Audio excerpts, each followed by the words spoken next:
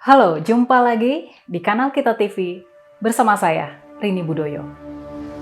Beredar rumor bahwa beberapa pimpinan MPR meminta Presiden Jokowi mencopot Menkeu Sri Mulyani dengan alasan yang tak jelas.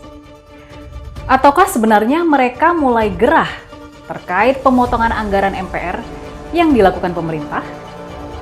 Inilah cerita di balik Fadel menantang Jokowi agar memecat Sri Mulyani.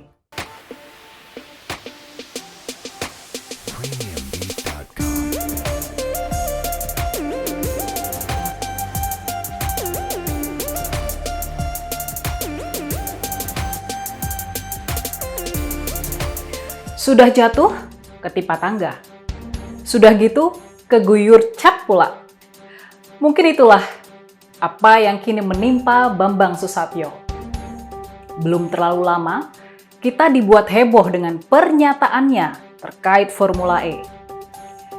Dia berujar bahwa terkait tempat penyelenggaraan balap mobil listrik sebagai hajatan milik Gubernur DKI akan ditentukan oleh Presiden.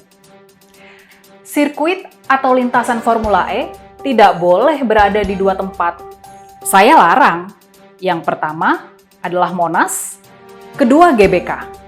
Yang lain, terserah. Kami hanya bisa menyampaikan 5 opsi lintasan. Selanjutnya, untuk menentukan lokasi, kami serahkan kepada Bapak Presiden, kata Bambang saat jumpa pers terkait Formula E di kantor Blackstone, Jakarta Pusat, Rabu 24 November malam. Dan beberapa alternatif itu antara lain Sudirman, ya, itu kan bukan GBK. Kemudian PIK, kemudian itu berapa? Dua ya. Sekitaran JIS, terus Istora yang baru tuh, JIS ya, JISPO dan Mayoran terakhir di Ancol. Jadi ada 5 yang nanti kita suggest ke Presiden kira-kira mana yang beliau sarankan. Pernyataan tersebut membuat Gubernur DKI diserang. Anies dianggap tak bertanggung jawab atas rencana hajatan penuh sensasi yang telah lama menjadi agendanya. Cerita itu dibaca oleh publik seolah adalah upayanya menarik-narik Presiden pada ranah kacau balau tersebut. Masa lokasi Presiden? Betul Presiden Pak yang nentuin Pak. Dari 5 opsi yang ada. Enggak lah. Lokasi masa urusan lokasi ke Presiden. Jadi katanya mau ngajuin proposal dari 5 lokasi, nanti Jokowi yang nentuin. Nanti saya tadi sudah minta nanti IMI akan mengklarifikasi soal itu. Masa lokasi Presiden? Nanti Bapak lagi itu ya ngatur pertemuan biar ketemu Presiden. Enggak, gini, biar nanti diklarifikasi, nanti Anda baca statement resminya. Berarti siapa yang nentuin nanti Pak? Tetap Pak. Yang menentukan itu ya RTO, IMI, Japro, 3 itu. Apakah ide cerdik ini berhasil? Cukup dengan pukulan tangan kecil seorang Valdo Maldini, semuanya itu dibuat menjadi berantakan. Manuver cerdik Anies adalah meminta Bambang harus membuat klarifikasi. Dan seperti biasa, cerita ajaib itu langsung tak menjadi bahan gunjingan lagi. Pak Gubernur memerintahkan Pak Ketua MPR yang sebelumnya telah diangkat menjadi steering committee Formula E untuk klarifikasi. Adakah epik peristiwa dapat diambil? Ya, dia yang memiliki jabatan super tinggi, yakni sebagai yang melantik Presiden Republik Indonesia, ingin ditampilkan dalam bingkai berbeda. Meski dengan baju berbeda sebagai steering committee Formula E, dia adalah yang melantik Jokowi menjadi presiden dan kini menerima perintah dari gubernur. Haruskah mereka malu? Menghadapi 2 event besar juga. Yang pertama adalah Formula E dan MotoGP yang dua-duanya akan menyedot perhatian dunia. Nah, ini artinya Indonesia sangat siap melakukan recovery melalui 2 kegiatan besar internasional yang kita harapkan mampu mengundang banyak turis dan mendorong percepatan recovery daripada ekonomi kita, Indonesia yang kemarin sempat terpuruk akibat Dan Bambang Susatyo pun menutup cerita itu dengan cara keren. Dia tampil dalam kecelakaan dramatis bersama jagonya ayam. Foto mobil rally Ricardo Gelail tersebar dalam kondisi hancur. Terkait pembelaannya terhadap Wakil Ketua MPR Fadel Muhammad yang berusul agar Presiden memecat Menteri Keuangan Sri Mulyani, apakah sikap Pak Ketua MPR ini juga harus dikoreksi? Dia memang mencoba membuat klarifikasi terkait Wakil Ketua MPR Fadel Muhammad yang menyampaikan 10 pimpinan MPR meminta agar Presiden mencopot Menteri Keuangan Sri Mulyani. Dia menyoroti bahwa yang menjadi akar masalah adalah sang menteri dianggap tidak menghargai kelembagaan MPR RI. Benarkah? Masa harus kita jawab dengan baper? Rapat pimpinan MPR membicarakan berbagai hal. Satu di antaranya adalah masalah perhatiannya Saudara Menteri Keuangan atau ulah daripada Saudara Menteri Keuangan dalam bersikap terhadap lembaga tinggi negara yaitu MPR, mana kami ajak rapat beberapa kali tidak mau hadir, dan ketika sudah menjadwalkan waktu akhirnya membatalkannya.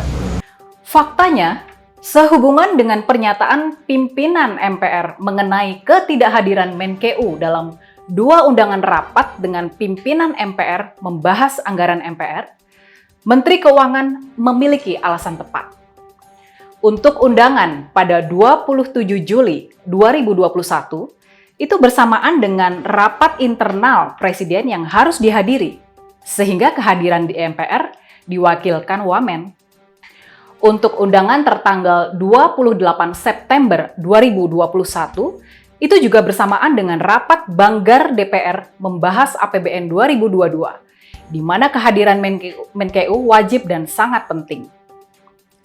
Terkait tabrakan jadwal dan Menkeu memilih hadir pada undangan yang lain, tepatkah alasan Menkeu tak hadir pada undangan MPR dijadikan alasan? Di sisi lain, alasan anggaran untuk MPR yang terus turun atau sengaja dipotong oleh pemerintah adalah cerita dengan bumbu tak sedap. Data memang berbicara bahwa anggaran MPR tahun sebelumnya pernah turun dari 603,67 miliar rupiah menjadi 576,12 miliar rupiah. Data bahwa dalam buku 3 himpunan RKA-KL tertulis, pada tahun 2021, anggaran MPR tercatat mencapai 750,9 miliar, sementara pada 2022 mendatang, anggaran MPR kembali turun menjadi 695,7 miliar rupiah. Pantaskah atas banyak alasan itu telah membuat mereka kemudian marah pada Sri Mulyani? Padahal, khusus untuk pemotongan anggaran tersebut adalah demi solider pada rakyat yang telah memilih mereka duduk pada kursi mulia yang kini mereka duduki. Anggaran mereka terkoreksi karena negara mengalihkan sebagian dana itu untuk penanganan pandemi. Dan itu telah disampaikan langsung oleh Menkeu. Bukankah kemarahan itu justru sikap culas yang sedang mereka banggakan? Terkait Fadel, mengutip data Kementerian Keuangan per Desember 2020, konon Fadel juga tercatat masih memiliki utang BLBI senilai 136,43 miliar rupiah atas kepemilikan Bank Intan. Fadel diketahui pernah menjadi salah satu pemegang saham Bank Intan yang kemudian dilikuidasi. Setiap ada masalah-masalah politik yang memberatkan pemerintah, selalu kita bela. Kita menjaga keseimbangan politik, dianggap enteng, tidak dianggap oleh pemerintah, oleh Menteri Keuangan, Sri Mulyani. Ya kita butuhkan 1,4 triliun.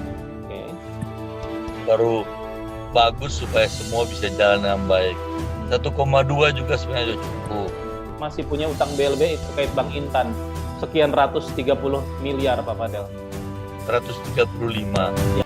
Adakah ini bukan tentang unsur benang merah terkait kemarahannya pada Sri Mulyani secara pribadi?